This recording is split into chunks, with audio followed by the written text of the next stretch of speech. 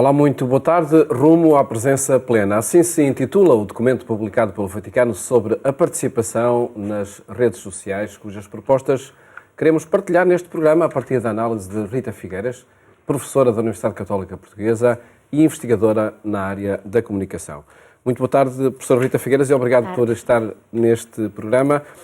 Para olharmos o mundo das redes sociais a partir desta proposta que o Vaticano faz, onde há um foco muito acentuado na humanidade que se constrói a partir das redes sociais. Que de facto humanismo aí podemos reencontrar?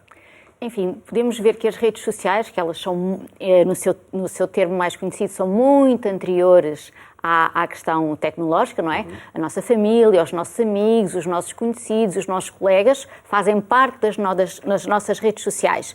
Essas redes, muitas vezes, e grande parte delas, foram também deslocadas, digamos assim, para o que nós hoje em dia automaticamente associamos às redes sociais, como os espaços digitais, que nós conhecemos nas várias plataformas, onde muitas pessoas publicam algumas coisas sobre si, fazem comentários aos posts de outras pessoas, sejam de notícias, seja das suas vidas pessoais, e aí vai-se tecendo, digamos assim, as redes sociais, que são uma conjugação do espaço offline, do que se passa fora desse espaço digital, que muitas vezes as pessoas acedem através, maioritariamente, do telemóvel, mas muitas vezes também através do computador, e vão articulando essas redes fora desse espaço do online com o espaço offline. Claro que essas redes trazem outras dinâmicas um pouco distintas e que se muito vem falado ao longo do tempo, nomeadamente alguma perda de uma dimensão mais civilizada, com mais generosidade na forma como muitas vezes se recebe as mensagens de outras pessoas. Portanto, digamos que parece que cada vez mais nas redes sociais as pessoas também foram percebendo que quando são mais agressivas, que quando são mais emocionais, quando são mais taxativas nas suas observações, que isso gera mais impacto. E isso quer dizer menos autênticas também as pessoas? Não necessariamente, algumas sim, outras não, porque uma questão também que me parece que é relevante quando pensamos sobre as redes sociais é que elas têm muitas camadas, digamos assim. Portanto, fala-se muito desta dimensão mais negativa, dos discursos do ódio, da intolerância, da intransigência, do radicalismo. Portanto, associamos muito a essas componentes, quer seja no trato humano, as pessoas umas com as outras, quer seja do ponto de vista político, mas também há outras formas que as pessoas interagem nestas redes. Mas, claro, tende-se a dar mais destaque àquilo que nos agride mais, ou aquilo do qual também temos mais receio pelo impacto que pode ter na relação entre as pessoas, no que é a construção da sociedade e das comunidades, mas não significa que não haja outros espaços. Portanto, há pessoas que são até às vezes excessivamente autênticas no sentido em que não se protegem, não é? E revelam também, para além daquelas pessoas com as quais normalmente as pessoas revelavam algumas intimidades, como com os amigos, não é? A questão da confiança como sendo o elemento central para a revelação de traços de autenticidade. Portanto, pessoas que se expõem em excesso, podemos dizer assim.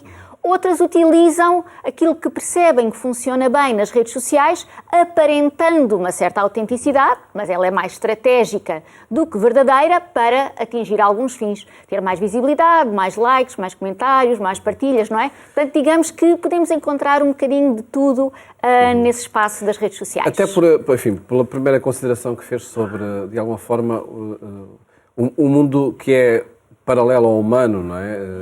E às relações sociais que nós temos presencialmente, podemos olhar para este mundo digital de relações, de redes sociais, como uma extensão também do humano e dos mecanismos do humano?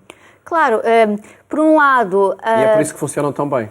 Funcionam bem porque alimentam muito também o ego e o autocentramento, digamos assim, porque são mensagens que muitas vezes são dirigidas a nós, ou mensagens que nós procuramos num momento que nos queremos distrair, num momento que queremos ocupar, que estamos à procura de algo. Portanto, ela é muito autorreferencial, digamos assim, e nesse aspecto é muito humano, no sentido que nós ou queremos nos ocupar, ou queremos ser reforçados, ou queremos procurar coisas que nos interessam, não é? Portanto, o melhor e o pior obviamente, conjugam-se e traduzem características necessariamente humanas. Agora, o que eu queria dizer há pouco, e em linha do que agora falávamos, é que, de facto, encontramos nas redes sociais muitas vezes uma amplificação de características que consideramos muito boas e características que consideramos muito más. Portanto, principalmente tudo o que sejam mensagens, como eu dizia há pouco, também mais emocionais e até muitas vezes mais negativas, são essas que se destacam porque têm a ver também com a forma de funcionar das redes sociais, do seu negócio, não é? Porque é um negócio que vive principalmente de conseguir manter as pessoas nas plataformas a produzir conteúdos, a visualizações, partilhas e também um modelo de um negócio que vive de facto dessas interações, não é? E portanto, normalmente as pessoas mobilizam-se mais por coisas que as convocam, que emocionalmente, ou por grande adesão, ou por grande rejeição, não é? Portanto, emoções fortes, e nesse aspecto também é humano, não é? As emoções fortes são profundamente humanas, claro. Neste documento, do Vaticano desafia-se a superar a lógica das bolhas, das famosas bolhas, não é? Em que vamos habitando, considerando-as por vezes ambiente tóxico digital. Concorda com... É de facto um ambiente tóxico em que se transformam muitas vezes essas bolhas? Aqui a grande questão é que, de facto, como a tendência, precisamente para que as pessoas se mantenham nas redes sociais, o que tende a acontecer é que os conteúdos que recebem são conteúdos que vão ao encontro do que as pessoas procuraram anteriormente, no sentido para não as afastar. E, portanto, isso muitas vezes o que tende a fazer é que alimenta uma determinada visão da realidade ou as pessoas só são confrontadas com ideias, com opiniões que já têm, e isso vai, por um lado, reforçando cada vez mais essas tendências e, por outro, diminui a tolerância face a qualquer perspectiva que seja diferente. E, nesse sentido, vai gerando essas bolhas, que é cada vez receber mais informações que sejam semelhantes, que vão em linha com os gostos, com as ideias, com as opiniões, com as perspectivas que as pessoas têm, e cada vez mais, lá está, a ideia de que a televisão generalista, que será uma escola da tolerância, no sentido em que tem mais diversidade, tem mais perspectivas, tem mais diversidade de temas. Isso faz com que as pessoas também cultivem uma certa capacidade de ouvir coisas um bocadinho diferentes, perspectivas que talvez nunca tivessem pensado antes. E isso dá um exercício de maior tolerância, como eu dizia. Pelo contrário, nas redes sociais, pela forma como são organizados os algoritmos, a forma como está movimentado, digamos, o trânsito da comunicação nas redes sociais, isso faz com que muitas pessoas tendam a só, de facto, confirmarem as ideias que elas já tinham previamente.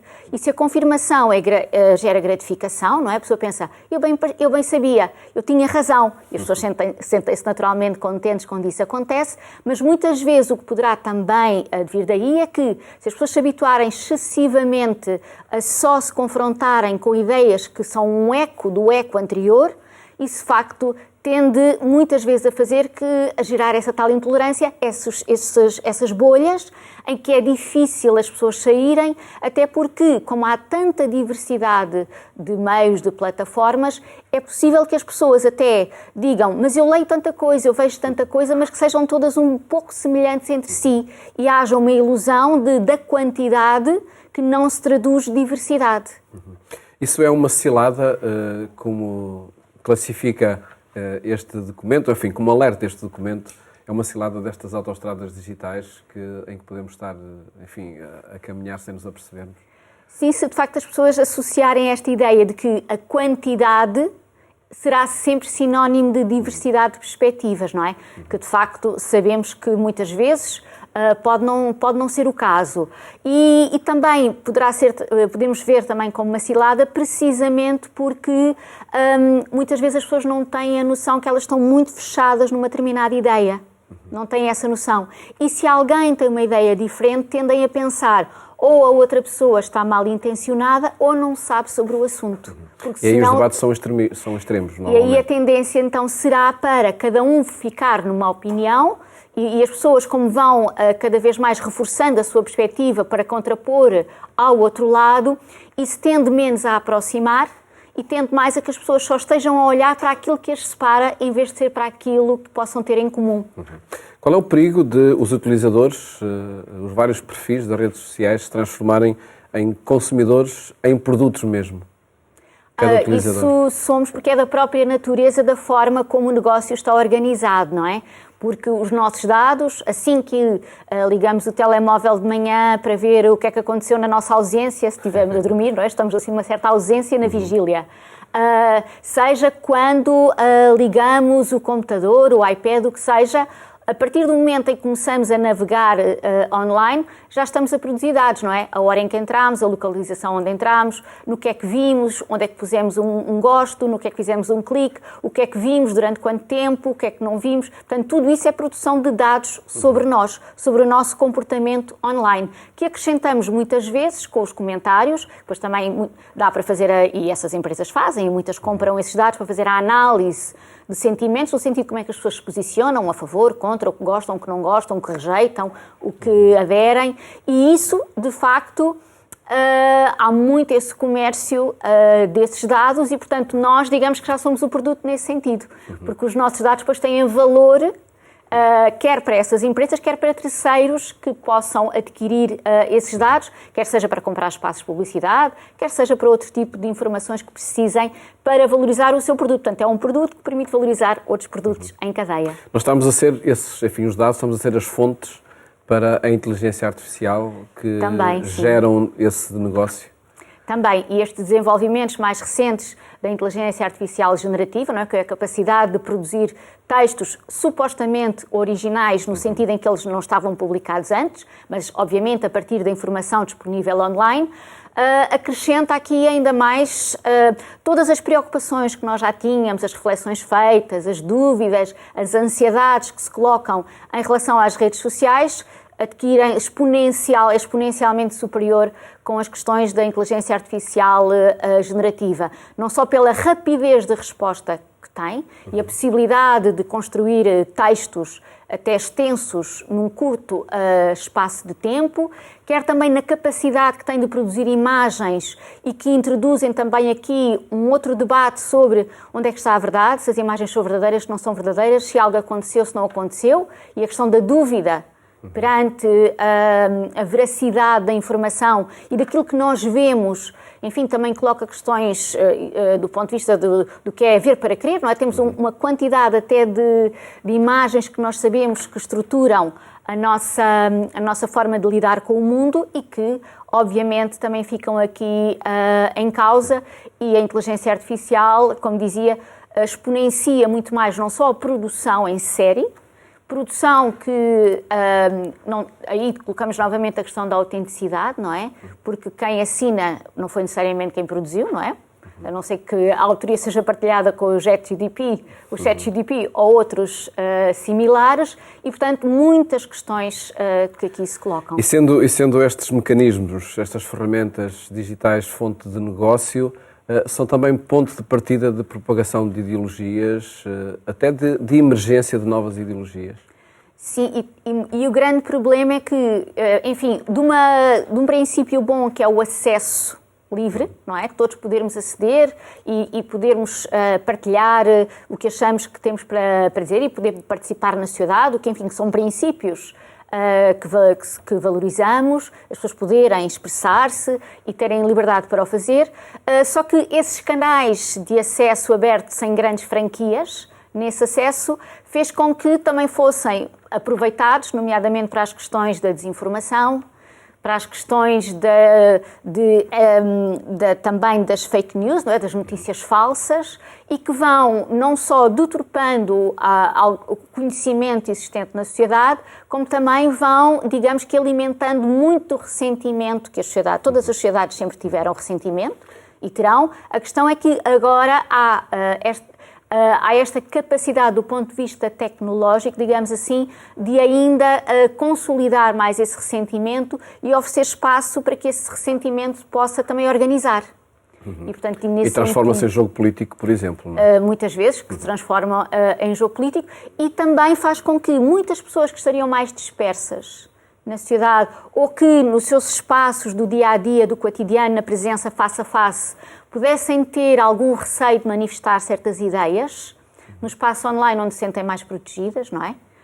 e se ninguém tiver a ver o que estão a fazer, mais protegidas se sentem e que podem muitas vezes manifestar livremente certas ideias até mais consideradas menos aceitáveis, foram encontrando aí um espaço para com mais conforto poderem se expressar.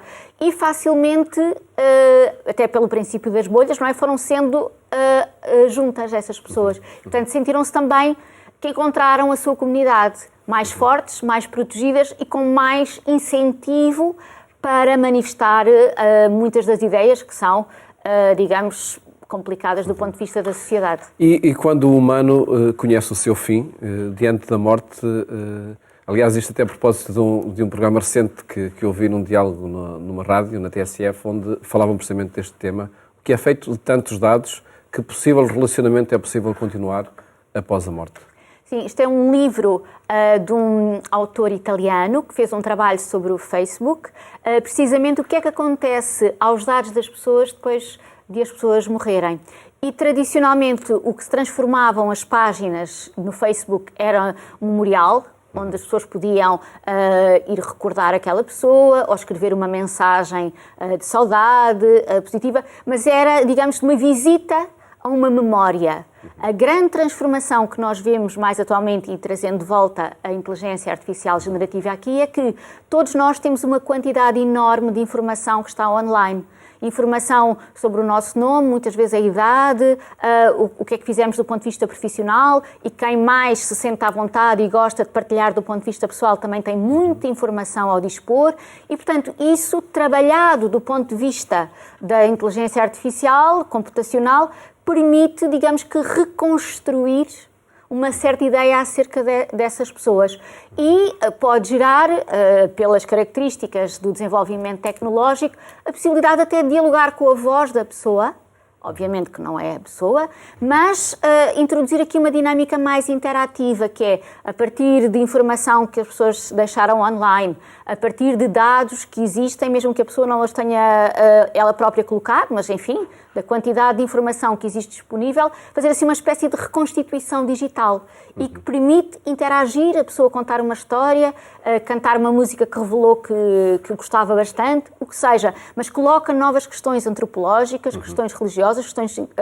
tecnológicas, questões legais também, não é? Sobre essa informação, de quem é a informação de alguém que já não está para zelar sobre os seus dados, não é? Há muitas novas questões, de facto, que a tecnologia introduz, questões muito boas, com certeza, questões muito bem intencionadas, mas depois há sempre mentes mais criativas que encontram viabilidade para outros fins não previstos e, portanto, são questões novas que cada vez mais rapidamente se colocam.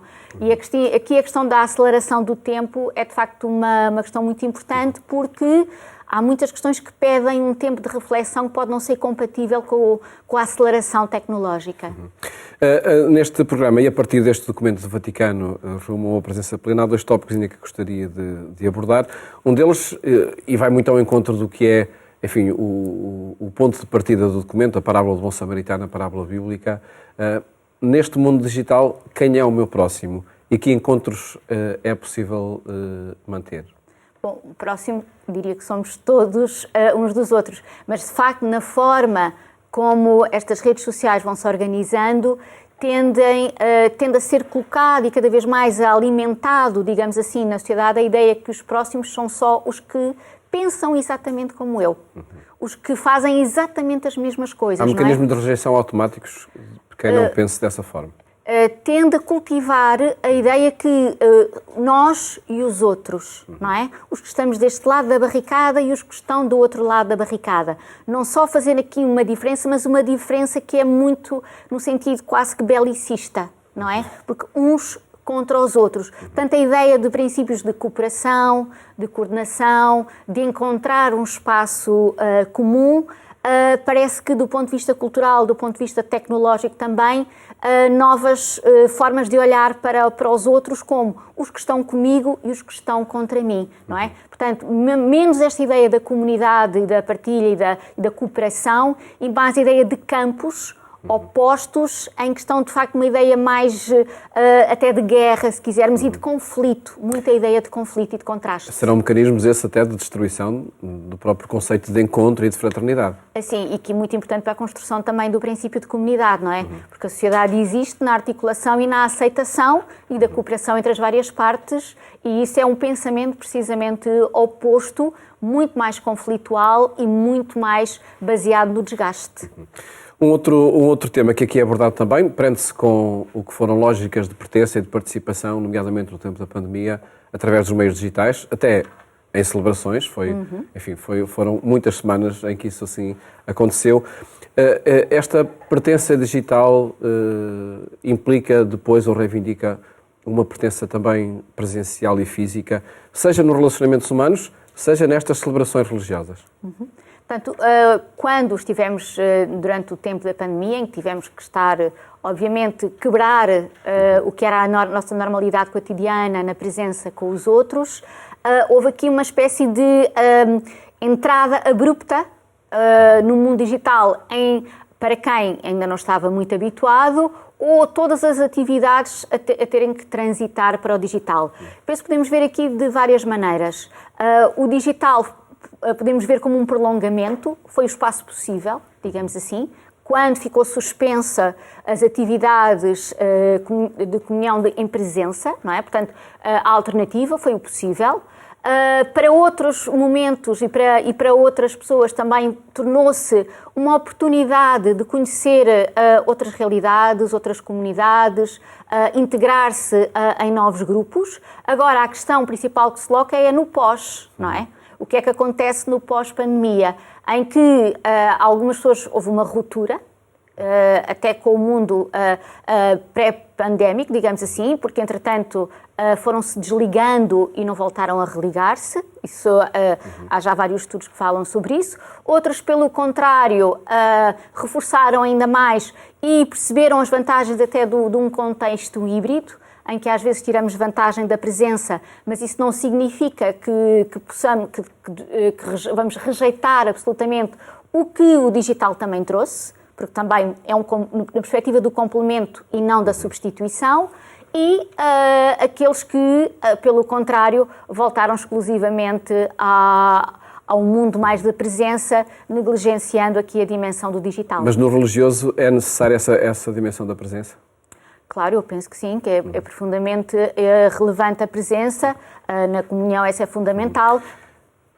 Sim, e eu gostava, o nosso tempo está a terminar, mas gostava de colocar uma pergunta para uma resposta breve. De que forma é que se cumpre esta participação plena neste ambiente digital?